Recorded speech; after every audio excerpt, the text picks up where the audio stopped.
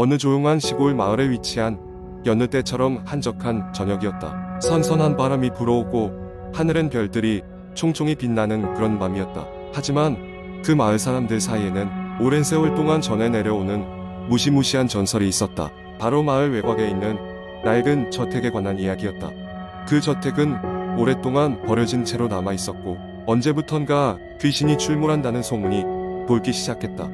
젊은 시절에는 누구나 한 번쯤 그 집에 들어가 담력을 시험해봤다는 이야기가 전해졌지만 지금은 그저 사람들의 입에 오르내리는 괴담으로만 남아있었다. 그러던 어느 날 대학생으로 한창 혈기왕성하던 3명의 친구들이 서울에서 내려왔다. 그들은 시골에 사는 할머니 댁에 놀러왔다가 우연히 그 집 이야기를 듣게 되었다. 지루한 나날을 보내던 터라 친구들은 흥미를 느끼고 그 저택을 탐험해보기로 했다. 물론 그들 모두 그런 괴담 따위는 믿지 않았기에 약간의 두려움과 더불어 한편으로는 모험심이 자극되었기 때문이다. 셋은 저녁이 되어 마을 사람들이 모두 잠든 시간에 저택으로 향했다. 손전등과 카메라를 챙겨 길을 나섰고 달빛에 드문드문 비추어 보이는 저택은 그들 앞에 모습을 드러냈다. 가까이 갈수록 오래된 나무로 만들어진 문이며 벽들이 삐걱거리는 소리를 냈다. 친구들은 잠시 주춤했지만 서로를 격려하며 문을 열고 내부로 들어갔다. 집안은 오래된 먼지와 곰팡이 냄새로 가득했다. 그들은 손전등을 켜고 천천히 1층을 둘러보았다. 지하로 연결된 계단이 보였고 그중 한 친구가 농담 삼아 지하실로 한번 내려가 보자고 제안했다. 그 말에 두려움을 느끼던 친구도 나머지 친구들의 용기에 힘입어 계단을 따라 내려가기 시작했다. 지하실은 음산했다. 차가운 공기가 그들의 피부를 스치고 눈에 잘 보이지 않는 어둠이 마치 그들을 집어삼킬 듯한 느낌을 주었다. 그때 갑자기 어디선가 탁탁 하고 벽을 두드리는 소리가 들려왔다. 셋은 깜짝 놀라 서로 눈짓으로 조용히 하라고 신호를 보냈다. 긴장을 늦출 수 없는 상황에서 손전등 불빛을 벽 쪽으로 돌리던 그 순간 누군가의 울음소리가 작게 들려왔다. 그 소리는 가늘고 슬프면서도 섬뜩했다. 당혹스러움과 공포에 휩싸인 친구들은 도망치려 했지만 어딘가에 이끌리는 듯 발걸음을 멈출 수가 없었다. 손전등 불빛이 가리킨 곳에는 낡은 의자가 놓여 있었고 그 위에야 층차로 형체가 분명하지 않은 어떤 실루엣이 시야에 들어오고 있었다. 그들은 고개를 돌리기가 두려워 손전등을 똑바로 비춘 채 무심코 인물의 눈과 마주쳤고 그 즉시 한기가 온몸을 감쌌다. 이내 인물이 조금씩 명확해졌고 그때까지도 그들은 자신들이 보고 있는 것이 현실인지 아닌지 믿을 수가 없었다. 그것은 확실히 사람이 아닌 존재였다. 하얗게 빛나는 얼굴에 긴 머리를 늘어뜨린 여자가 울고 있었다. 그녀는 천천히 손을 뻗어 그들에게 다가오고 있었고 친구들은 두려움에 사로잡혀 비명을 지르며 문 쪽으로 달려갔다. 그들은 숨이 턱까지 차오르고 심장이 터질 듯이 뛰었지만 저택의 정문까지 달려나와서야 간신히 멈출 수 있었다. 친구들은 누구도 정신을 차리지 못한 채 겨우 마을로 돌아왔다. 다음날 그 사건을 이야기했지만 마을 사람들은 아무도 믿어주지 않았다. 그 후로도 그 집에 대한 소문은 계속되었지만 다시는 누구도 그곳에 들어가려 하지 않았다. 친구들은 그날의 경험을 다시는 이야기하지 않았고 그저 흉터처럼 그들의 기억에 남아있을 뿐이었다. 시간이 지나도 그들은 때때로 그 저택을 떠올리며 공포에 떨곤 했다. 무언가 설명할 수 없는 존재가 아직도 그곳에 남아있을지도 모른다는 공포심과 함께 두 번째 이야기 한국 인터넷 커뮤니티에는 다양한 공포 이야기가 존재하지만 그 중에서도 특히 사람들의 마음을 오싹하게 만드는 이야기를 풀어보도록 하겠습니다. 이 이야기는 일종의 도시 전설로 인터넷에서 수많은 사람들에게 전해 내려오면서 점점 더 길어지고 복잡해졌습니다.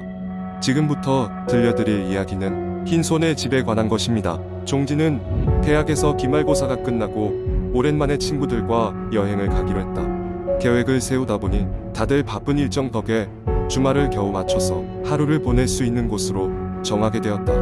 저렴한 가격에 널찍한 숙소가 있다는 친구의 말에 이끌려 팀원들은 그곳으로 가기로 했다. 그곳은 해안가를 따라 높게 자리 잡은 오래된 별장으로 몇 가지 사연이 있는 집이라고 했다. 누군가가 그 집에 살 때 끔찍한 사건이 일어났다는 소문이 돌았지만 친구들은 그런 이야기에 아랑곳하지 않았다. 오히려 흥미롭다고 생각했고 호기심을 충족시키기 좋은 기회라 보였다. 숙소에 도착한 그들은 곧바로 여행의 시작을 알렸다. 벽난로에 불을 지피고 식사를 준비하며 웃음소리를 서로 주고받았다. 밤이 깊어질수록 술이 한 잔 들어가며 분위기는 무르익었고 자연스럽게 공포 이야기를 시작했다. 가장 먼저 태수가 입을 열었다. 어릴 적에 내 동네에 있는 폐가에 얽힌 얘기가 있어. 그 집에 들어가면 유령이 따라온다는 소문이 돌았지. 그러자 명훈이 큰 소리로 웃으며 말했다. 우리도 그런 소문 하나 더 듣지. 이 집에 대해서도 할 얘기 있어. 명훈은 이어서 이 집에 얽힌 이야기를 하기 시작했다. 흰손의 집이라 불리는 이유가 있어. 이 집에 사는 사람이 밤마다 이상한 소리를 들었다고 해. 처음에는 쥐가 돌아다니는 소린 줄 알았다. 그런데 소리가 점점 가까워지더니 어느 날 밤엔 분명히 사람의 발소리였다는 거야. 소름이 돋았다는 듯이 잠시 말을 멈춘 명훈은 넌지시 방 안을 둘러봤다. 친구들은 그에게 더 이야기해달라는 눈빛을 보내고 있었다. 그 상황에서 문을 열어보니까 아무도 없더래. 하지만 순간적으로 지나간 게 있더라고 하더라. 바로 흰손이 여자의 긴 머리카락 사이로 쓱 지나가는 걸 봤다. 그때부터 그 집에선 매일 밤 이상한 일이 일어났고 결국 그 집 주인은 떠나야만 했다고 했다. 명훈의 이야기에 모두가 잠시 침묵에 빠졌던 때였다. 그러자 종진은 이 집의 화장실에 들어갔다가 느낌이 이상했다며 저녁 내내 고통스러웠던 심경을 털어놓았다. 집 구석구석에서 누군가 지켜보는 느낌이 들어 심경이 곤두선다고 말했다. 시간은 흐르고 모두가 하나 둘 잠들기 시작할 때까지도 그 기분 나쁜 느낌은 가시지 않았다. 그날 밤 별장에서는 몇 가지 이상한 일이 벌어졌다. 누군가는 낯선 소리에 잠에서 깼고 누군가는 자신의 침대 옆에 누군가가 서 있는 느낌이 들었다고 했다. 종진은 밤중에 무엇인가 훑어내리는 소리를 듣고 놀라 눈을 떴다. 적막한 방 안에 자신만이 깨었다는 것을 알고 순간적으로 온몸에 소름이 돋았다. 깜빡이는 불빛이 천장에 아슬아슬하게 반사되면서 그는 자신의 바로 옆바닥에 희미한 흔적을 발견했다. 그가 보게 된 것은 흰 손자국이었다. 다음날 아침 주위를 둘러보며 자신들만의 착각이라고 생각하고 지나치려고 했지만 종진이 밤에 발견한 손자국에 대해 말하자 모두가 무거운 마음으로 입을 다물게 되었다. 결국 그들은 곧바로 짐을 챙겨 서둘러 그 집을 떠나기로 했다. 집을 떠나기 전 그 흔적이 남아있는지 확인해보기 위해 다시 방문해봤지만 집에 들어가 보니 그 손의 흔적은 흔적도 없이 사라지고 없었다. 그 이후로 어떤 소문도 들리지 않았지만 그날의 내음과 집안의 의문스러운 기억은 그 누구도 잊지 않았다. 이후 그 집은 아무도 다시 머물려고 하지 않았고 시간이 지남에 따라 서서히 사람들의 기억 속에서 잊혀졌다. 그러나 가끔씩 여행자들 중 그곳을 지나가는 이들은 자신도 모르게 싸한 느낌에 몸을 움츠리며 길을 재촉했다. 흰손집은 그렇게 사람들 사이에 조용히 전설처럼 전해지게 된 것이다. 세 번째 이야기. 이 이야기는 어느 늦은 여름밤 한국의 한 시골 마을에서 벌어진 기묘한 사건에서 시작됩니다. 주인공인 민수는 대학생으로 방학을 맞아 어릴 적부터 여름 방학이면 찾아가는 시골 할머니 댁에 머물고 있었습니다. 마을은 그 어느 때보다 평화로웠고 민수는 여유로운 일상을 즐기고 있었죠. 어느 날 저녁 민수는 마을 근처의 작은 숲에 가고 싶어졌습니다. 어린 시절 친구들과 뛰어놀던 추억을 떠올리며 민수는 숲으로 향했습니다. 해가 지기 전까지는 숲에서 산책을 즐기며 사진도 찍고 여기저기 둘러보곤 했습니다. 그러나 해가 뉘엿뉘엿 지며 어둠이 깔리기 시작할 때쯤 그는 숲의 깊은 곳에서 이상한 소리를 듣게 되었습니다. 희미하게 들려오는 기묘한 소리. 민수는 처음엔 바람 소리겠거니 하고 무시하려 했지만 점점 가까워지는 듯한 소리의 발걸음을 멈출 수밖에 없었습니다. 그의 심장은 쿵쾅거리기 시작했고 불안한 기분이 스멀스멀 피어올랐습니다. 그 순간 그의 뒤에서 작은 웃음소리가 들려왔습니다. 등 뒤의 추위가 그의 전신을 스치고 지나갔습니다. 민수는 재빨리 뒤를 돌아봤지만 아무것도 없었습니다. 오직 휘청이는 나무들 사이로 어둡게 그늘진 숲뿐이었죠.